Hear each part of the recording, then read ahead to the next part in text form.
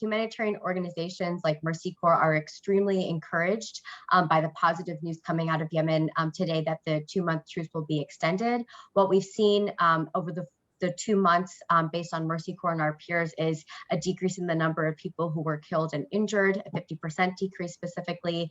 We've seen an increased number of people getting access to fuel, which was previously unavailable to them. And we've also seen the resumption or possibility of resumption of health services for people to fly out of Yemen to travel within the country and to also go to places like Jordan and Egypt, which is an incredible opportunity. I think what Mercy Corps is still concerned about and committed to seeing is a reopening of the roads in Taiz where we operate. Taiz, as you know, is one of the largest, most densely populated areas in Yemen. It's been besieged by conflict for many years. And what would normally take, a 10 to 15-minute drive from some parts of the area now takes, 5 to 6 hours due to the fact that the city is under siege.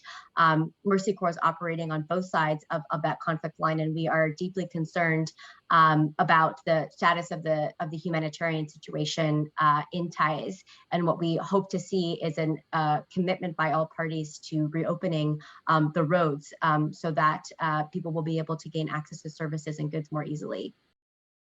The renewal of the truce would be incredibly important and encouraging for humanitarian organizations and for all Yemenis in terms of their increased access to services. Already, what we saw in the initial weeks following the announcement was a positive impact on the exchange rate. We are hoping to see increased access for banks and financial institutions because for many years, Yemen has been isolated economically and is 90% dependent on imports to gain access to basic things like food and medicine and fuel.